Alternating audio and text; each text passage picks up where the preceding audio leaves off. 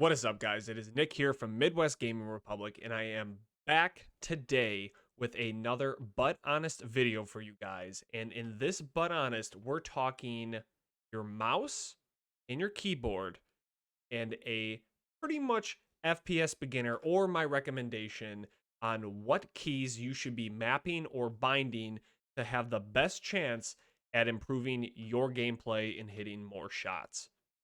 Now, for those of you who are not familiar with me, once again, my name is Nick, and I have been competitively gaming since about 2006. And for those of you who don't know what the But Honest series is, But Honest is a video series that I do right here on the Midwest Gaming Republic channel, where we take a look and we discuss a variety of different topics all across gaming.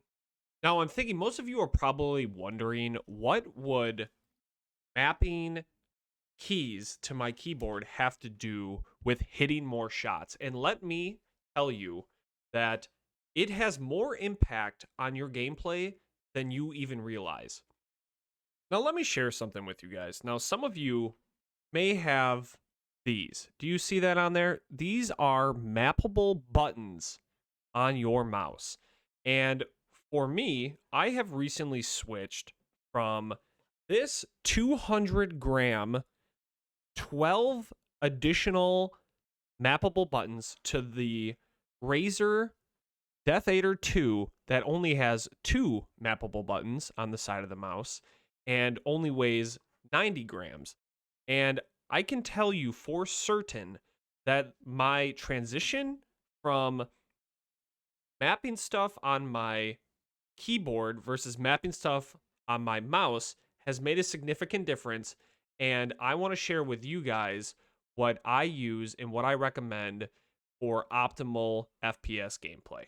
Okay, so I'm going to be using Warzone gameplay as an example of how I use the different macros and the different type of keybinds for FPS games, and it's good to note that this will be applicable across pretty much any FPS game that you're playing.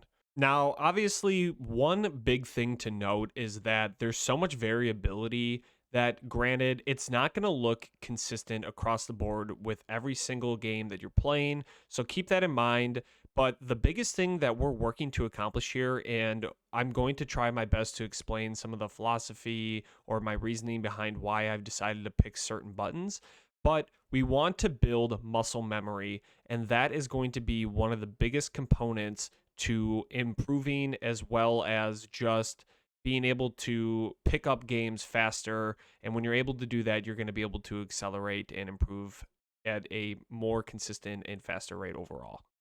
Now, obviously, one of the big things to note in particular with a game like Warzone is that you're trying to accomplish a lot of different things, and there's a lot of different variables that go in to not just the movement, but interactions, whether you're accessing vehicles, whether you're looting on the ground, or whether you obviously are engaging with a variety of different enemies. So it's important to be able to stay mobile and have ease of access to make sure that you have to hit all of your buttons as needed without it compensating your ability to play at a most optimal level that you can. Okay, so for the first keybinds that we're going to be talking about, if anyone runs anything other than this, you're just an absolute freak. But I'm already under the assumption that your ring finger, your pointer finger, your middle finger are going to be resting on the WASD. Well, obviously wouldn't be on S, but you're going to be obviously utilizing these 3 fingers for your base movement. Now, obviously, utilizing these 3 fingers in particular are going to allow you, obviously, to still have both your thumb and your pinky finger available, and obviously, while still being able to move in the 4 directions that you're going to need to be able to play effectively. And I also feel like it's important to note that the finger placement that you have with the WASD keys with your ring, middle, and pointer finger are going to allow you to have ease of access of several additional macroable buttons around those 2 other fingers, being your pinky and your thumb. That is all you're going to need to be able to utilize to play as effective as possible. And I'm going to share with you here in just a second about how I set those things up and some of the alternative options that you can pick from.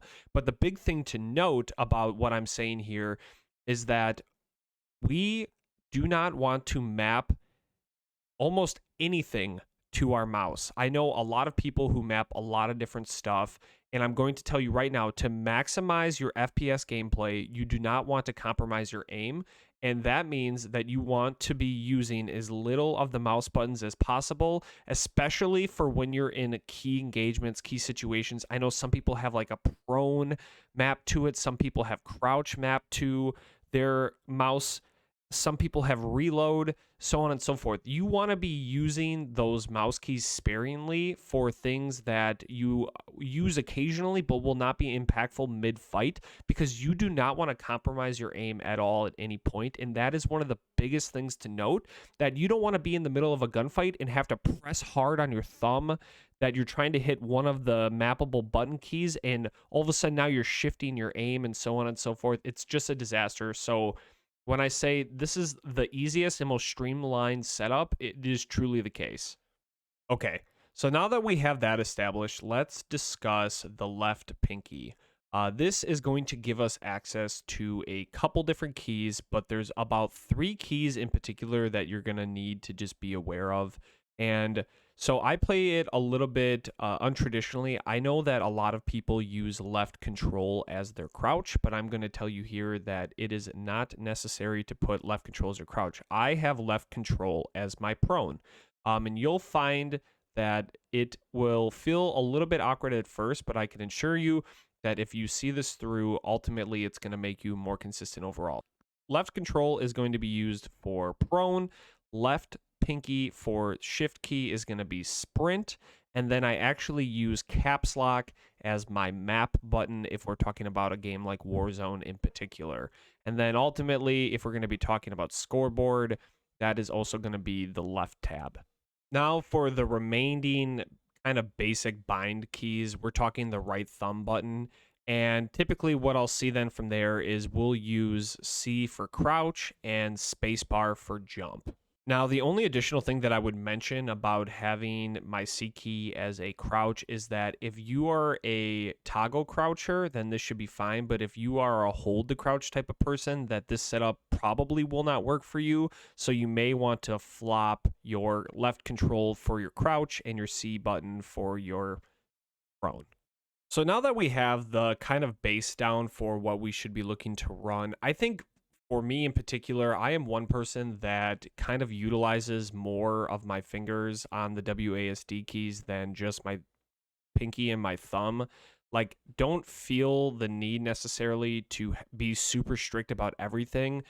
Many times, a lot of the buttons that you're hitting or using, it takes a fraction of a second to touch the button and return it back to the WASD keys.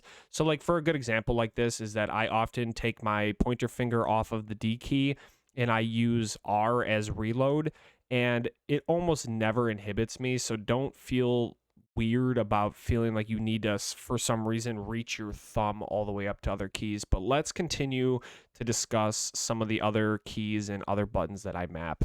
So kind of my closing comments about the base setup there is that it's important to note that I still have complete functionality and mobility of my character while still being able to prone, jump, sprint, crouch, so on and so forth. Okay, so now that we kind of have that all down, we are going to start taking a look at some of the additional mappable binds around the WASD, shift, control, space, all that stuff.